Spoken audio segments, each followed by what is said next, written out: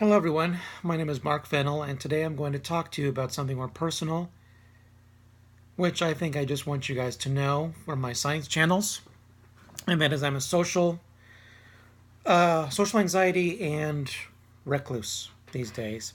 Have been for a couple years, more importantly these 2 years, and will continue to be so, and I want you to understand why that is. Also, I don't respond to the comments and questions on the video that much.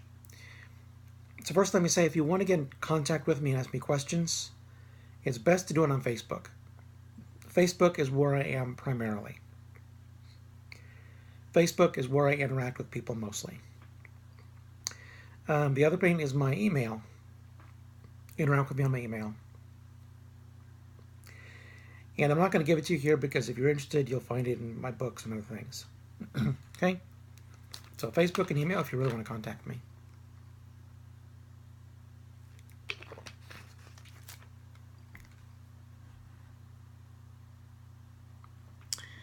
All right, so let's talk about why I've become a social anxiety and a recluse. Primarily, well, there's a bunch of different reasons, but primarily because I have a sensitive soul and also because of my mission. Now, I'm a sensitive soul. That's always the way it is. We always should embrace ourselves and not try to be something we're not. I've always had a sensitive soul. I'm not a conquering person. I'm a loving person. I don't want to play football. I don't want to conquer the world. I give love. When you see my pets, I give them love and they give me love back. And they know I love them because I give them love. My high school students, when I had a chance to teach high school students, each one of them was my own children. I mean, I see a lot of teachers are like, okay, teachers, we kind of care enough. But for me, it's this deep love. I care. They are my children. And I want the best for them.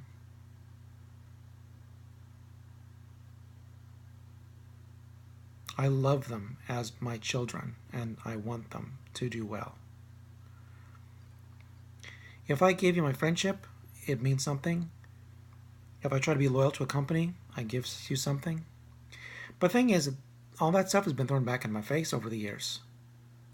I give love to people, they throw rocks at me. I give loyalty to an organization, they discard me. I try to help somebody or help a company, they don't appreciate me. And I'm not even talking about praises or rewards or things. I'm just talking about I'm the best person in the group. Why are you firing me? Just because I don't act like other humans. I don't have the same social behavior, social norms. But I care deeply and it hurts. It really, really, really, really, really hurts. And more and more in today's society, we've seen it. I've seen people be hurt so much, falsely accused of things. I've been falsely accused of things. Some people have been falsely accused on a massive media scale. I've been, harassed on a minor scale, but it still hurts. And the thing is, because I'm an emotionally sensitive person, it hurts, and I close up the doors, and you can't have me anymore. And, people say, well, open up your heart more. Okay, so open up my heart, and guess what? I get hurt. Close it down. Open my heart again. A friend comes in, she betrays me. So you go on. So I do the Willy Wonka thing, what I call Willy Wonka, which is close the factory doors. No one ever gets in, no one ever gets out.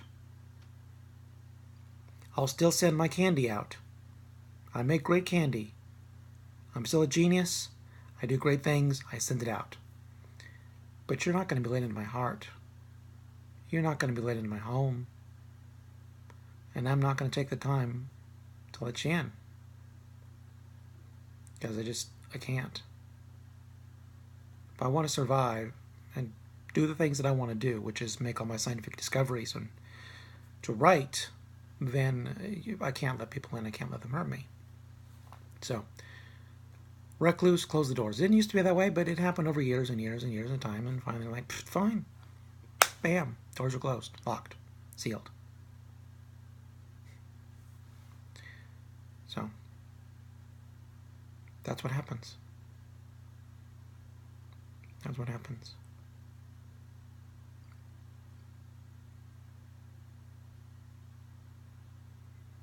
there's a combination of other things too. I mean, Generation X, all of us from Generation X know that we grew up in a society where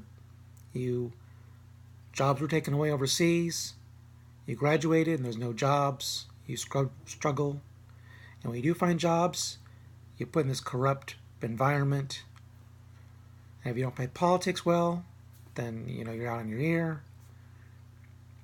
Then comes the male bashing from the feminists, and the white men bashing. White men responsible for all the evil in the world. And for my generation, it's really hard. And a number of things. I gave a presentation once on government reform. Only gave a little bit of a few minutes in, barely got started, and a guy interrupted me, which first of all is rude.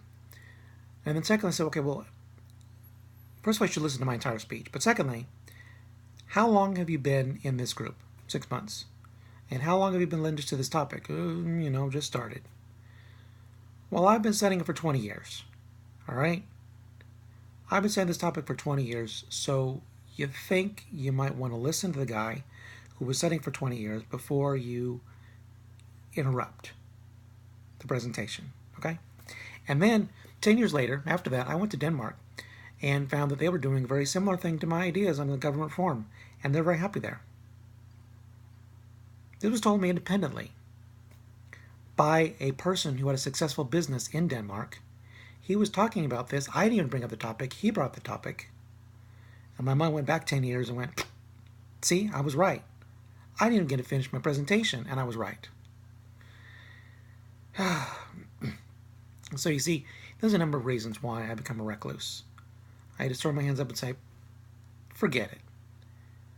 I mean, if you believe in me, read my books, watch my videos, listen to what I have to say. But I'm not going to listen to criticism. I'm not going to listen to people who insult me. And I'm not going to give you the chance. So that's why I'm a recluse. But it goes even deeper than that. I've had several deaths and losses in my family since I first started these videos. I started these videos, I think it was in 2013, 2014. In 2013, 2014, actually some of the best, I was really in the zone. Other videos and books I talk about this, where I really made the discovery of gravity, what gravity is and how it works, the new model of the atom, how it works, interference and diffraction. Got all figured out and started making some drawings. Number of wonderful discoveries, and then a major death happened. This was a woman who was basically like my mother. She was a second mother to me, and really, I've in some ways felt more closer to her than my real mother. And she died, and it was sudden, and the extended family, and just everything, it was just hard to deal with. There was practical things to deal with, emotional things to deal with. At the same time, I was still going to work as this clerk each day, and at night on the weekends, I'm writing this book on gravity. I'm the first person to really solve gravity, and I really need to write this book and put it out there. So going through these emotions, dealing with the death, dealing with the practicals of death, focusing on writing this book, still going to work every day, and still making my scientific discoveries on the side, and sometimes doing top secret research. It exhausted me, took me out. I got a renewal in 2015 when I went to Germany. I became alive again. My world turned around. Made a new friend. We were doing successful. She betrayed me and left me. That hurt. Hard for me to deal with. Okay? So I went kind of recluse off and on. Tried to be social. People say, we don't like, that's not the real you. You're not fun enough. It's like, seriously? I've solved particle wave duality. I have got the theory of everything. I've got the unified energy solution. Seriously, I'm not here to be fun. I mean, I have fun with my pets, of course, but I'm not here to be a clown. Do you want to listen to my ideas or not? You know? And they would never listen to me. Then there's my cat, Kyle. Kyle is he's my best friend. There's no doubt about it. Kyle, my cat, is my best friend. He is half of my soul. There is no doubt about it. He is the best. We are connected in such a way. When I feel pain, he feels pain. When he feels pain, I feel pain. I know what he's thinking. He knows what I'm thinking. He is the biggest love of my life, the deepest love of my life. I love him more than I love any other person. And people who've met Kyle have even said that he's not an ordinary cat. He's something different.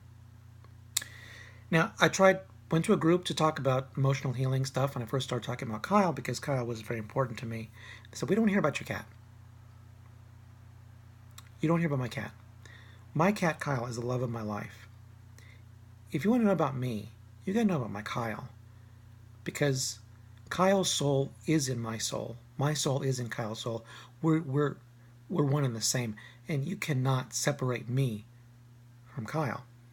But I just got tired of that. It's like, no. Once again, you're not seeing the real me.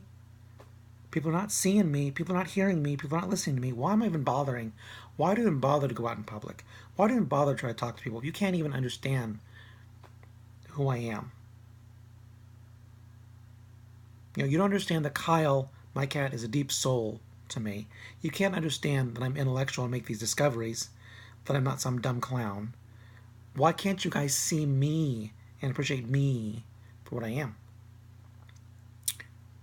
Okay. And the kicker came when Kyle died. It was sudden, it was quick, it happened in a day, and he was gone.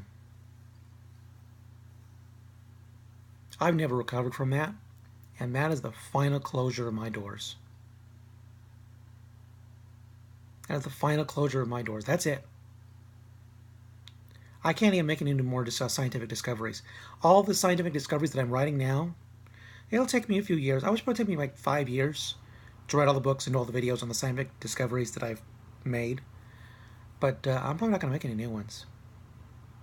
I don't have it in me. Kyle's gone. There's no point. You know what I'm saying? So, done. I'm done. I'm done. So, Kyle was the love of my life. The one who was my best friend. My second mother died. But Kyle really did it. Kyle's loss was the one that really closed it. Jay's tears, those are real. Those are for Kyle. Don't tell me that Kyle wasn't part of my soul. That's Kyle.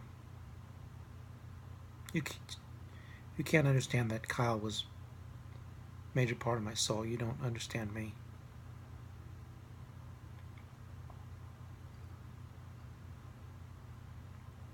God, when he died, I knew he was going. And I felt so sick to my stomach. I felt it. I felt it. And I felt it. Now, since that time, he's come back to me from the afterlife a couple times to meow at me and say hello. But still, he's gone. He's gone. So, there are reasons why I'm a recluse, and there's a reason why I don't interact with people, and there are reasons why I'm just here. So, I trust in my scientific discoveries. My scientific discoveries are correct. Never call me a fraud, because I know far more than you can possibly imagine. But I don't necessarily interact with people. I don't necessarily respond to comments right away, because I've got my mission to do here. I've got my scientific discoveries to write up, and I've got my heart to protect. So, I think that takes care of it. Bye.